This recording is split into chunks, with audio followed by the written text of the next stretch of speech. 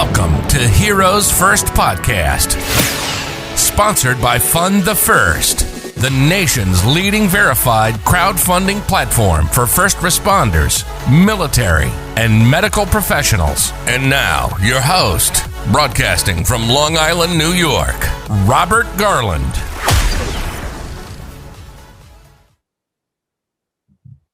Hi, everyone, and thank you for joining this episode of Heroes First Podcast. Each show, you will hear from a new guest that portrays excellence in the first responder, military, or medical professional field.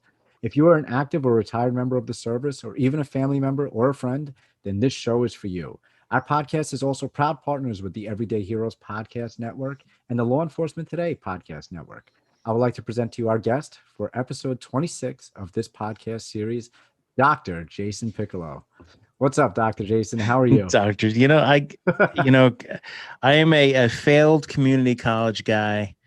If I didn't go in the Army, I don't think there would ever be a doctor anywhere in my name or anywhere in my zip code. So it's Dr. Jason Piccolo, and thank you, U.S. Army. Thank you for a little overseas tour to pay for the second GI Bill so I could pay for this doctorate degree. How's it going, brother? It's going really well. It's always a pleasure to speak with you. I know it's been a few months since we chatted last. And I brought you up to my kids the other day. You're into race cars, right? I am. You do all that race car stuff. My little guy, we brought him to his first, I guess, car show, right? You call it car show and basically a parking lot. But yeah, exactly. They got all the nice race cars and everything, and he loves it. And he's 2 years old, and he's able to pick out dad car, mama car, papa car, other papa car, grandma. Like, he knows the difference between all the cars and anywhere he sees them. It's really impressive. So I was like, you know what? We should get in touch with Jason and maybe go down to one of these racetracks one day where he's at. It's nothing. I've never done anything like it before. I mean, being in law enforcement, you've chased people. I've chased people. You do the Evo courses, you do all this other stuff, but until you get behind a wheel of like a bona fide, quote unquote race car, because it's my buddy's 1997 Ford Mustang, but it's stripped out. It's like it's not like just dirt track race cars. It's like real race cars. You're up to about 140 on the straightaways, hitting the corners, apexes, everything, or 60, 80 miles an hour. Wow. But it's real racing, man. And it's endurance racing. So, day one will be 6 hours. Day two will be 8 hours. And you're doing about 2 hour stretches at a time. And he's the most, what's that? How many miles are you driving every time when you? I don't know, man. What happens is it's about your lap time and about how many laps you do. And that's kind of how they figure out who's winning and not. I didn't know all this stuff about racing. My buddy is retired first sergeant explosive ordnance disposal. And when he got out, he, had a tough time, which a lot of the guys do. And he started the racing team, and it's called After Action Racing. It's in Washington State. So it's quite a bit of fly to get out there, but the race Lucky Dog or Lucky Dog Racing lets the veterans drive for free. Oh, wow. So bring his team on there for free. They're very, very, very pro protector community, law enforcement community, and definitely military. And it's life-changing. So if you get the chance to go out there, I don't know if you've ever had any times where you've had some dark days or some times you get behind a wheel and you're driving, the only thing you think about is the car in front of you, the side of you, and behind you, and just going as fast as you possibly can. And you'll love it, man.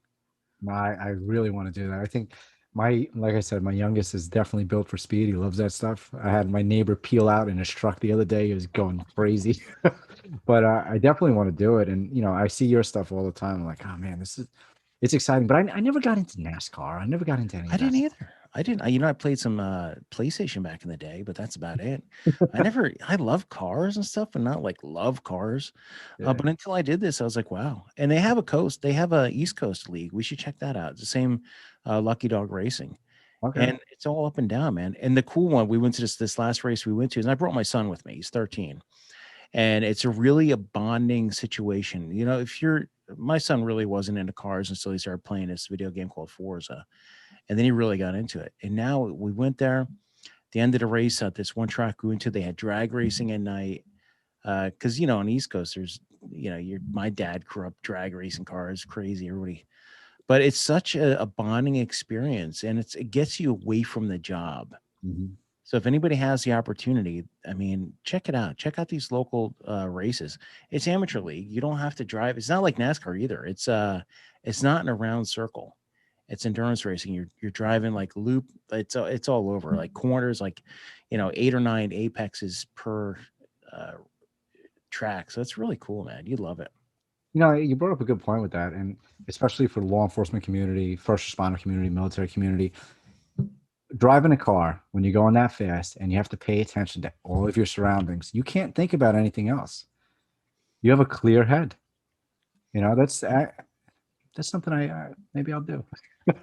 Brother, I've been in the service or something since 1993, and this is the first time where I'm like, and you miss the adrenaline, if you're not working a street, or if you're not, if you're in the military, you're not doing the combat stuff or anything. If you're getting older, like me, I'm damn near 50 years old. I'm not putting cuffs on people anymore. I'm not really doing anything like that, but you get this adrenaline surge in your mind. And like you said, you just focus on something different. And a lot of times when we get in these dark spots, we need to just find an outlet. And I think this is a really good one. It is. No, it definitely is. I'm going to look into it more. I'm going to watch your stuff more. And, maybe we'll link up. Maybe we'll link up and do some racing. Absolutely. It'll be fun. So let's backtrack for a second. Let's talk about your career. I love hearing everyone's careers.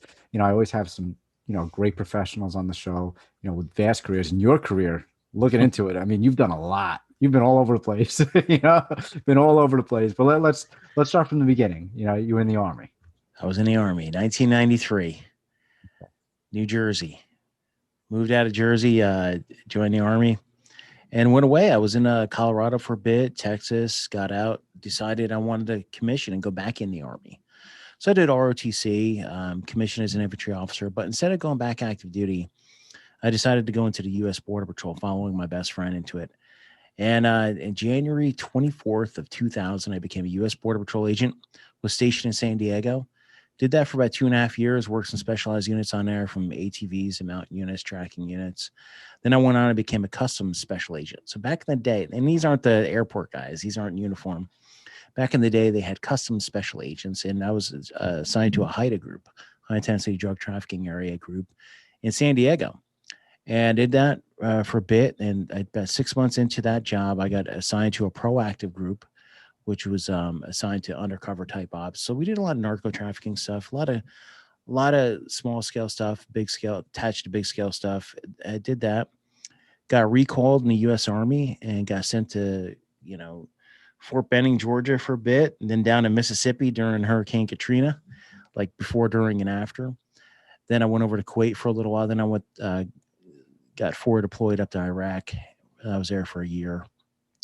Got back and went to work for DOD as a U.S. Army civilian CID agent, working at Guantanamo Bay investigations. Did that for a while. Went over and worked for some other DOD stuff for a couple of years. Then I went to work for ICE for a bunch of years. And now I work for another federal agency here out in D.C. So that's about almost 22 years. And then I get to retire in 17 months and 24 days. Wow. Look at you. Look at you. So thank you for your service. Thank you for being overseas. Thanks, brother. Thank you for everything that you've done. Definitely, like you said, the protector, right? You got it all in you right there. All in you. But I got to chase some fires, brother. If I could chase a fire or do some ambulance stuff, I think I could round it out. All right. So volunteer. There we go. There's volleys down in DC, right? Yeah, we'll do it. All right. There we go. There we go. That's one. I can't do that. That's one thing. There's no way. It's not for cops, right? No way. So, you mentioned HIDTA, and I've done so many wiretap investigations. I mean, how much fun are those things? Especially it was the best. Any great stories? Oh, the HIDTA ones are fun. The wiretaps are fun. The funnest, that's not a word. Come on, I'm a doctor. The most fun I've ever had was I was working a local wire, and it was on we were watching Hand to Hands and all this other stuff. And I tell you, man, sitting in the back of a van, sweating your whatever off for hours and hours in the San Diego sun, and you can't turn the AC on. Monitoring the wire. One night, my buddy chirps, and that's what we used to have to push to talks and says, "Hey, the wires, it's burnt. We got to take everybody down now." So we're feds, so we're like, most of the people are home by 4 or 5 o'clock, and me and my buddy are still there at work at 7 o'clock at night, finishing up reports and stuff. We look at each other and we're like, "Oh shit, we got to go." Mhm. I ran downstairs. Back then, we used to carry these Steyr Augs. They're like an Australian gun or Austrian or some crap like that. It's a big rifle, but the magazine's out the back. Strap that on, we put through our gear on, and we haul ass, because the main target was gonna burn down his apartment and get out of there and move back and roll down to Mexico, because we're literally about 5-6 miles from Mexico at this time. We haul ass over there. We get there, and we're waiting outside the apartment, and lo and behold, a guy pops out. He walks out. He's got a big what do you call it? A toolbox in his hand. And we're like, "Oh shit." And this guy's supposed to be armed and coke and everything else. We're like, we take him down, put cuffs on him. We drag him into this laundry room, and we set up and we're watching him. He wouldn't tell us if anybody else was in there. So it's just the two of us. So we're like, we call up the locals, and they send one officer down. Beep, beep, beep, beep. And we're like, "Do not go by the apartment. Just meet us over here." We told him exact. They're just stumbling, walking right in front of the apartment building. We're like, "Oh my gosh, they're gonna get wasted." So I ran out there, grabbed her, and brought her in. And we're like, "Look, you watch this guy." The San Diego PD sergeant that worked with us rolled up. He's got his pistol tucked in his waistband. He's an old school detective, and he's like, "We're going to take it down." So we go down there. We had the guy's keys. We just take it down. There's guns everywhere. Nobody else was in there. Guns everywhere. They had, they had weed, they had meth, they had everything you can imagine in this apartment. But I just, the fun thing about it was like this officer, I'm like, "Man, where did she come from?" It was just funny, man.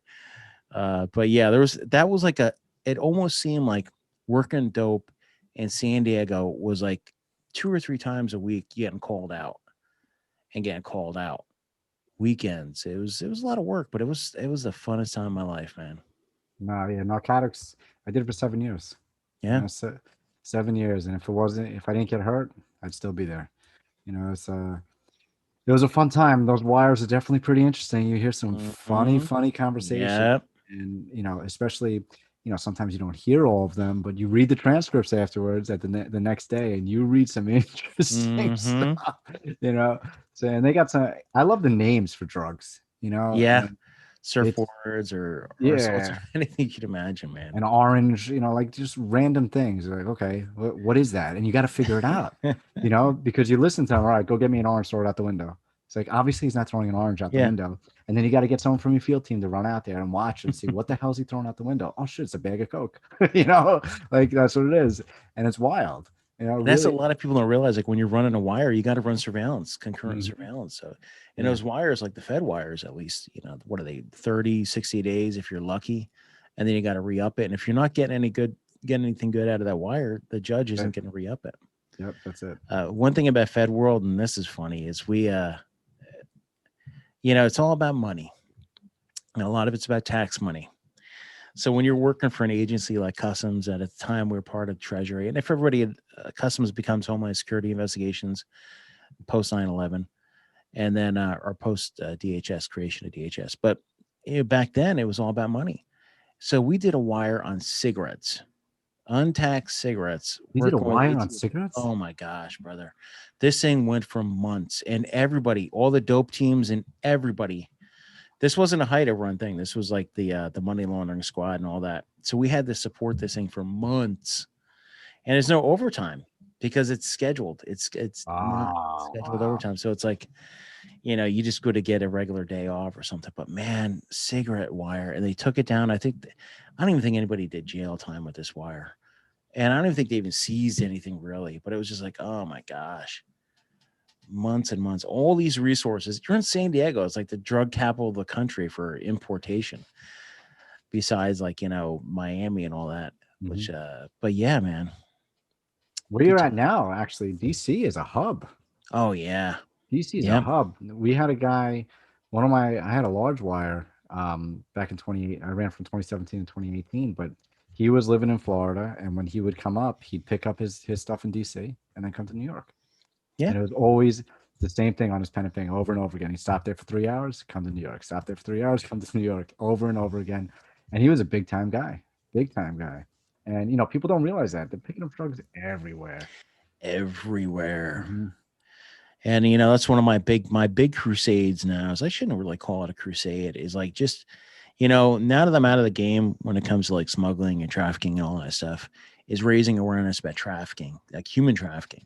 Yeah. And that just as I do, it's everywhere, man. Domestic human trafficking. Not, a lot of people, if they're not in the law enforcement field, or even if they are in a law enforcement field, do have no clue that it's not these cargo containers full of Slavic women coming from Russia or Ukraine or somewhere. It's like really just these internet predators out there, like enticing children and teenagers and, getting them into the game. Do we got to get into the Evergreens conspiracies? No. In this, what is that? The other Wayfair and pizza and all that. I stay away from all the conspiracies, man. All of them. Anybody brings a conspiracy up, I'm like, I get. Oh my. My mic. Yeah, brother.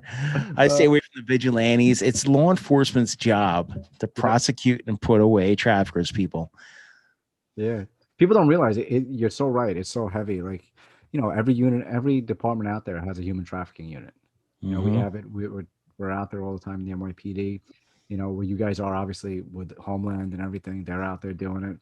And what's that stat? Isn't it something sick like 800,000 kids a year go missing? Yeah, it's like crazy. Actually, I think what was it? Active missing children are in the game is like 150,000, but going missing, that's the other thing, man. Yeah, is it's crazy and how tech is everything, man. I'm doing I do a lot of writing now. I write op-eds and everything else I can, and I'm writing one about child exploitation now and all this internet porn, man.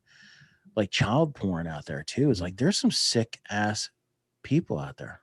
Yeah, the website. And this guy and do the fronts, right? Yeah. Do you actually? Sorry, how many books do you have? How many books have you written? I have 2. Nah, just 2, brother. I wrote a ton of op-eds. Can I bring them up anywhere to show on the screen? Yeah, you could look up Newsweek. That's my most recent one. Just if you type in Newsweek Jason Piccolo, I wrote one about the Facebook stat that came out. My books are on Amazon. It's Unwavering, A Border Agent's Journey, and Out of the Shadows. And that's about the migrant children at the border and all that other stuff. I like that name, Out of the Shadows. Out of the Shadows. Oh, Dr. here you are. All right, I'm going to show for anybody that's going to be watching this on YouTube. I will share the screen because pretty cool. Here we go. Oh, there we go. Jason Piccolo right here in Newsweek talking about there it is. Parents need to lock the virtual door on traffickers. So tell us about this article. This is the National Trafficking Institute. I think they put out I believe it's the National Trafficking Institute, put out stats, and they showed that 56%. I think it was 56% of children that were encountered and enticed through social media was Facebook. So the main goal of that op-ed is to say, hey, look, if you're a parent, you need to have those critical discussions with your children now. When your child is 13, 14, 15 years old, they already know about all this stuff. And they're already being enticed if they're susceptible to that. And this isn't like, we see the videos and you've seen it probably firsthand. Children getting snatched off the street and, kidnapped and everything else and brought into the game, the trafficking game. But the reality is a lot of times it's children. And I say children because, these are 13, 12, 11, 10 are getting someone on social media, whether it's Snapchat or TikTok or anything else, someone hitting their DMs and saying, hey, look, you know what? How you doing? You look really good today. Or the other thing is like, let's say your kid gets on there and they post something like, oh, I'm having a bad day. And someone hops on there and says, I'm here for you. Mm-hmm. You don't know who you're talking to. Brings them into the game, brings them slowly. And the thing is, you've worked human sources. Everybody's worked sources. They're essentially recruiting your child or a child as a source. They're enticing them to come work for them, but the child doesn't know that they're going to be going to work for a trafficker. They think they're developing a relationship, a loving relationship. And this person, the trafficker, is doing this with 4, 5, 6 people at a time. So it's a money game. They're selling children for anywhere, to be used 5 or 6 times a day, anywhere from babies on up. And and your audience probably knows that there will be people that are paying for commercialized rape with children, like babies, man. There's 6 individuals out there. Now, is this one of those things like it's going to happen to your kid now, go buy a shotgun? No, it's not. It's just saying have some discussions with your kids, because it may not be them. Maybe it's their friend. Maybe their friend comes from a broken home. Maybe their friend's been abused. Maybe their parents are trafficking in their kid. That happens all the time. So yeah, brother. Growing up, we used to look at prostitution as like, oh, they wanted that life. They're doing that life. It's not like that. A lot of these girls on the street right now don't want to be there. Something you said that's important is vulnerability. People feed off of vulnerability, and we see it every day on social media. People posting about, misery or upset, or they post a picture of themselves, and it's like, wait a second, that's not a picture that they would normally post of themselves. So they're calling for attention. When they're calling for attention, you're right. The people that shouldn't be reaching out to them reach out to them, and they become vulnerable, and they hear the things that they want to hear, and then they just get sucked in. They get sucked in, and it's not only on social media; it's in real life too. Yeah, it's in real life. Brother. Yeah. So that's my new thing. Is I shouldn't even say it's new. I've been working on it for a while now. I'm writing a book. It's going to be about trafficking, and it's going to be stories. It's going to be different. It's not going to be like the textbook. It's going to be kind of like a nonfiction novella, I like to call them, where it's real. It's true life. It's stories from people who are living this life, whether that's a victim, a survivor, a lot of law enforcement, and also talk to some of these pimps, some of these traffickers. I want to get rid of that word human trafficking, because to me, when I think about it, and me being with, in different agencies and working for Homeland Security for a while, I think human trafficking is the border, something coming across the border. There needs to be something new. I like industrialized rape, because that's essentially what it is. But will that words catch on? I don't know. It might be a little too gruff for the common person.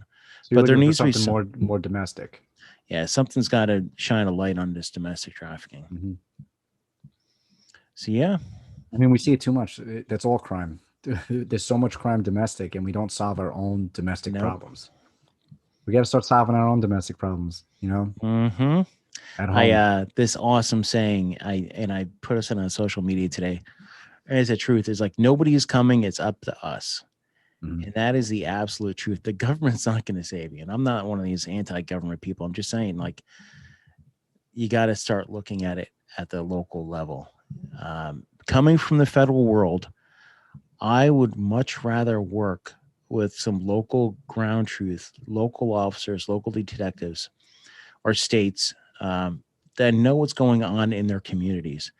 Federal, yeah, you can stay in the same area for a long time. Are you going to get burnt out working the same crime after all? Yeah. But if you really want the ground truth, you got to get embedded, or at least have a great working relationship with the state and locals. No, yeah, you're right.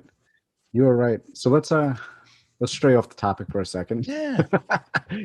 let's spin it back to with your writing and everything, you also do a podcast. Yeah, brother, the Protectors. Yeah, I've been on it. Luckily, thank you. You have. I love it. This is my de-stressor. It's like my therapy session.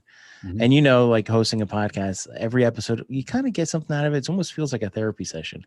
The Protectors. It's the key phrase is those that run towards danger. And it deals with military, first responders, veterans, police, and those that support them. And I've recently kind of changed it to be protectors in general, because we're all protectors. We're protecting someone. If it's not ourselves, we're protecting our family. But you have to, the common thread is protection, and protection of life and limb and our way of life. And just really, when that gunshot goes off or that fire erupts, I want to profile those people that run towards danger. So have you had any like really exhilarating guests on the show? I've had a ton. I think I'm up to about 230. Wow. Some guy, Robert Garland from the Who's first. that? Some guy. No, man, I've had a ton of New York Times bestsellers. And I had my assistant help me put together a list. And I say assistant, it's my friend. I paid him $60. So yeah, it's an assistant for that one time because we are fully funded by nobody. But yeah, I've had everybody from like Jack Carr, and everybody out there reads thriller books. Jack Carr, Brad Taylor, Brad Thor, Sean Parnell, Andrews and Wilson. And tonight we have a book club. That's the other thing we're really big up. I had a guy named Fred Burton on, absolute expert in the intelligence field, nonfiction field. So I have a podcast, and now I have the Protectors Book Club, and just love books, man. And I love interviewing people. Max Martini, the actor, has been on. I've had Gabby Reese, the old school volleyball and model. I've had American Ninja Warrior. Jesse Graff was on. Ton of different people, man. Just all sorts of different stories. That's great. Yeah, hearing different stories is excellent. So you like to read. I'm gonna show you a book. Maybe you'll like this. It's called Leaders Eat Last. Absolute leaders do eat last. I want that book. Let's read it. Simon Sinek. This guy. He does a lot of motivational speaking for the military, actually, believe it or not. And I believe he's from overseas. But oh man, you got to look him up. Simon Sinek. Absolutely, man. He's very influential. As soon as you said leaders eat last, that's a military mantra. If you are a leader and you are eating first, you are wrong. You're not a leader. No. Yeah. I was an infantry captain at one time, and I would, you don't eat first. Yep. And that's one thing that spurred on later on in life. And I would recommend this for anybody is learn about process management, especially when you get later on in your career. I've had the opportunity to become a Lean Six Sigma green belt, and that means I could take things and make them leaner, meaning if something's 100 pages, maybe it should be 70 because there's a lot of minutia in here.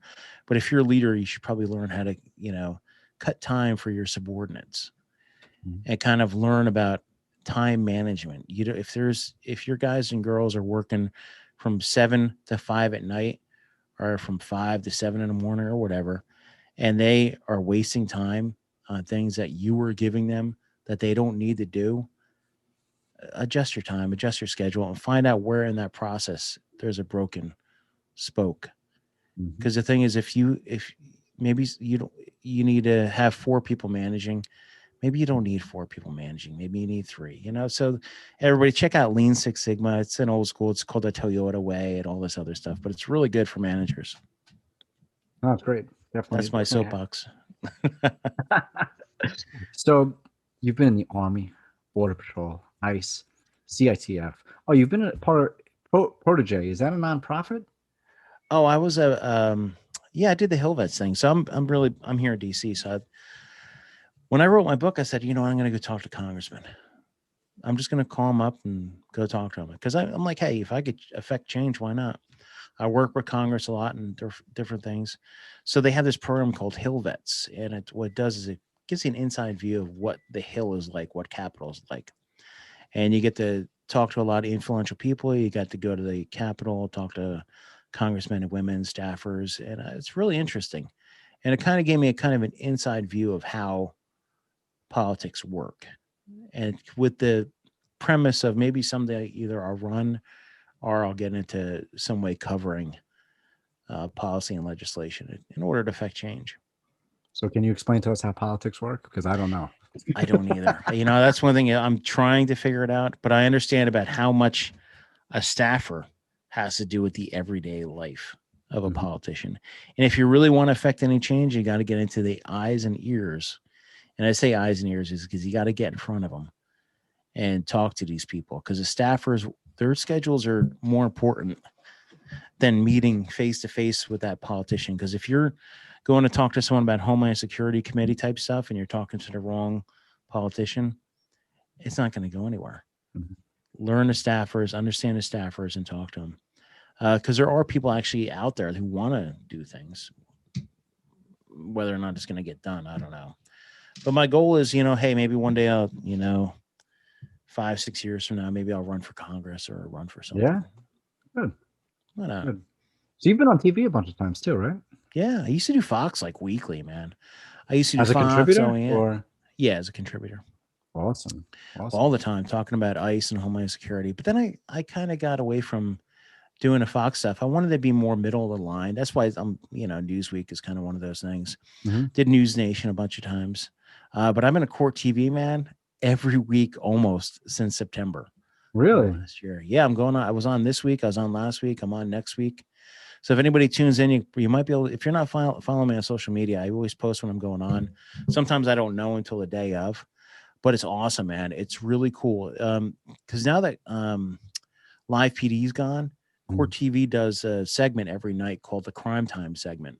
So they'll send me about 3 to 4, most of the time it's 4 different news clips. It'll be an officer involved shooting, it'll be a kidnapping, it'll be a murder, a cold case, or a rescue, like rescuing ducks from the gutter, something like a lively show, thing like that. And we'll break it down. They'll put me on there with someone else in law enforcement. The host will ask this question, they'll play the clip, and it's pretty cool, man. I highly recommend, anybody in the law enforcement field, and yourself included, that wants to get some more exposure in front of the media is get on these shows like Court TV or one of the other ones. I didn't even know that it was available. Yeah, I'll definitely. I'd love to do it. I definitely love to do it. I like to put my face out there. I could tell. Fun the first. Yeah, I don't mind. So let me ask you something. Everything you've done in your career, would you do this all again? Yeah, of you course. Had to go back in time. Everything again? Yeah, there's only 1 or 2 things I'd change around. Is my wife's an FBI agent, so I've been following her around a lot. Hence the changes in positions. Okay. I'd probably maybe see if she could readjust her career strategy in the beginning. Okay. It's a little, yeah, but overall, yeah, because I ended up where I'm supposed to be. Good. That's right here talking to you. Perfect. Because you know what? If my life trajectory changed, I wouldn't be having a podcast. I wouldn't talk to really good people. No, you're absolutely right. I love that flag that you got behind you. So is that for the podcast? Yeah, that's the protector's symbol. Try to get everybody in there. We got the red line, a blue line, and a green line.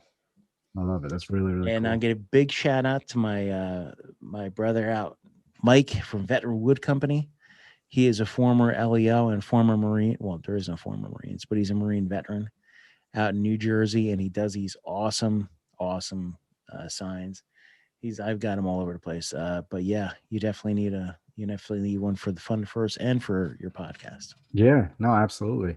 And then so I got 2 questions before we end the show. Sure. They're specific to the show because the Heroes First podcast. So I'll ask this one first. What does a hero mean to you? That is one thing that I absolutely know. They are those that run towards danger. You see it every single time there's a video clip. If there's a gunshot, you'll see a cop or someone else running straight towards it. If there is a fire, someone's running into it.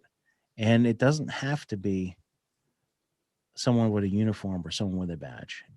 There are heroes among us all. And you could tell who the hero is and who the one that doesn't support them. So yeah, that's what a hero is to me. Perfect. Thank you. Perfect. So last question before we end the show. And I wanted the first thing, it was funny. I don't know if you listened to my last episode. I had Ken Bader on the show. You ever talk to Ken? No, not yet. I like Oh my God. He's one of the funniest people on earth. And I say, what's the first thing that pops into your head? And before I ask my question, he's like, I was thinking about, he just starts babbling. I'm like, Ken, I didn't ask you anything yet, So it was really funny. But so I'm going to ask, first thing that pops into your head when I ask this question, if you were to have one superpower, what would it be? My superpower would be, that's a tough one. Probably invincibility. Okay, why? Nothing's going to break you. And that would be, the invincibility would have to be mental too. It would have to be complete invincibility. That's interesting. That's a different take on invincibility.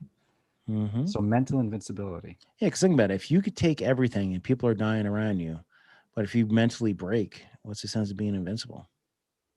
Wow, that was deep. Dr. Jason Piccolo. Jason Piccolo there. And Dr. Jason Piccolo will end on that. So again, thank you so much for joining the show, and to all of our listeners and watchers and viewers, thank you for joining, and we'll see you all next time. Jason, again, thank you for being on the show. Thanks a lot. Take care. You've been listening to the Heroes First podcast with Robert Garland. We hope you've gotten some useful and practical information from the show. Make sure to like, rate, share, and review. We'll be back soon, but in the meantime, make sure to visit fundthefirst.com and follow us on social media at fundthefirst. See you next time.